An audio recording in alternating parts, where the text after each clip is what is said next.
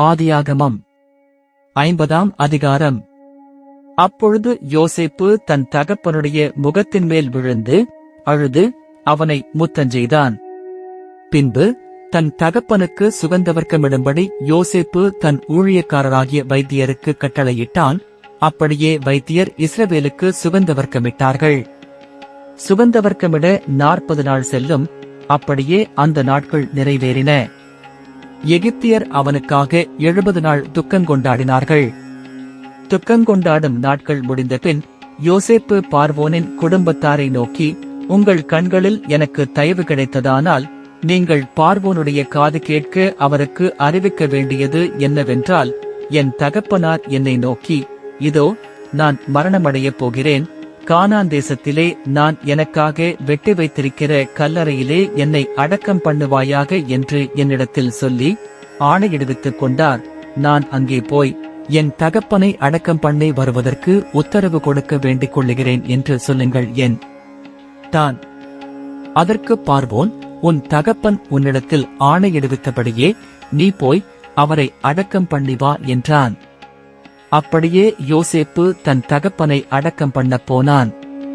பார்வோனுடைய அரமனையில் இருந்த பெரியவர்களாகிய அவனுடைய சகல உத்தியோகஸ்தரும் எகிப்து தேசத்தில் உள்ள சகல பெரியோரும் யோசேப்பின் வீட்டார் யாவரும் அவன் சகோதரரும் அவன் தகப்பன் வீட்டாரும் அவனோட கூட போனார்கள். தங்கள் குழந்தைகளையும் தங்கள் ஆடு மாடுகளையும் மாத்திரம் கோசேன் நாட்டிலே விட்டு போனார்கள். இரதங்களும் குதிரை வீரரும் அவனோடே போனதினால் பரிவார கூட்டம் மிகவும் அதிகமாயிருந்தது. அவர்கள் யோர்தானுக்கு அக்கறையில் இருக்கிற ஆத்தாத்தின் போர்க்களத்தில் வந்தபோது அவ்விடத்திலே பெரும் புலம்பலாக புலம்பினார்கள். அங்கே தன் தகப்பனுக்காக 7 நாள் துக்கங்கொண்டாடினான். ஆத்தாத்தின் களத்திலே துக்கங்கொண்டாடுகிறதை அத்தேசத்தின் குடிகளாகிய கானானியர் கண்டு, இது எகிப்தியருக்கு பெரிய துக்கங்கொண்டாடல் என்றார்கள். அதனால் யோர்தானுக்கு அப்பால் இருக்கிற அந்த ஸ்தலத்திற்கு ஆபேல் மிஸ்ராயிம் என்னும் பேர் உண்டாயிற்று. யாக்கோபின் குமாரர் தங்களுக்கு கட்டளையிட்டிருந்தபடியே அவனை கானான் தேசத்துக்கு கொண்டு போய் ஆபிரகாம் மம்ரேக்கு எதிரே இருக்கிற மக்பேலா என்னும் நிலத்திலே தனக்கு சொந்த கல்லறை பூமியாக ஏத்தியனாகிய எப்பெரோனிடத்தில் வாங்கின நிலத்தில் உள்ள குகையிலே அவனை அடக்கம் பண்ணினார்கள்.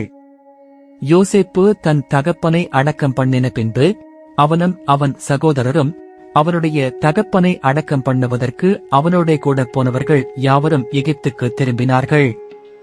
தங்கள் தகப்பன் மரணமடைந்ததை யோசேப்பின் சகோதரர் கண்டு, ஒருவேளை யோசேப்பு நம்மை பகைத்து நாம் அவனுக்கு செய்த எல்லா பொல்லாங்குக்காகவும் நமக்கு சரிக்கு சரிகட்டுவான் என்று சொல்லி யோசேப்பினிடத்தில் ஆள் அனுப்பி, உம்முடைய சகோதரர் உமக்கு பொல்லாங்கு செய்திருந்தாலும் அவர்கள் செய்த துரோகத்தையும் பாதகத்தையும் நீர் தயவு செய்து மன்னிக்க வேண்டும் என்று உம்முடைய தகப்பனார் மரணமடையும் முன்னே உமக்குச் சொல்லும்படி கட்டளையிட்டார்.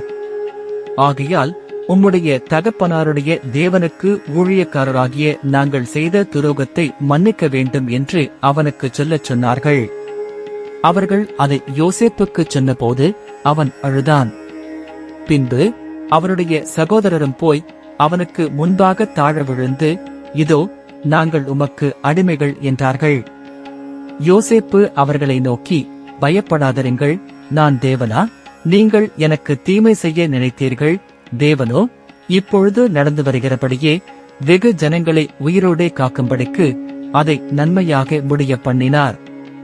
ஆதலால் பயப்படாதீர்கள், நான் உங்களையும் உங்கள் குழந்தைகளையும் பராமரிப்பேன் என்று அவர்களுக்கு ஆறுதல் சொல்லி அவர்களோடு பட்சமாய் பேசினான்.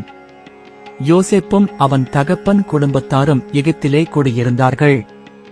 யோசேப்பு 110 வருஷம் உயிரோடிருந்தான். யோசேப்பு எப்ராயிமுக்கு பிறந்த 3ஆம் தலைமுறை பிள்ளைகளையும் கண்டான். மனாசேயின் குமாரனாகிய மாகேரின் பிள்ளைகளும் யோசேப்பின் மடியில் வளர்க்கப்பட்டார்கள். யோசேப்பு தன் சகோதரரை நோக்கி, நான் மரணமடையப் போகிறேன், ஆனாலும் தேவன் உங்களை நிச்சயமாய் சந்தித்து நீங்கள் இந்த தேசத்தை விட்டு தாம் ஆபிரகாமுக்கும் ஈசாக்குக்கும் யாக்கோபுக்கும் ஆணையிட்டு கொடுத்திருக்கிற தேசத்துக்கு போக பண்ணுவார் என்று சொன்னதுமன்றி, தேவன் உங்களை சந்திக்கும் போது என் எலும்புகளை இவ்விடத்திலிருந்து கொண்டு போவீர்களாக என்றும் சொல்லி யோசேப்பு இஸ்ரவேல் புத்திரரிடத்தில் ஆணையிடுவித்துக் கொண்டான். யோசேப்பு 110 வயதுள்ளவனாய் மரித்தான். அவனுக்கு சுகந்தவர்க்கமிட்டு எகிப்து தேசத்தில் அவனை ஒரு பெட்டியிலே வைத்தார்கள்.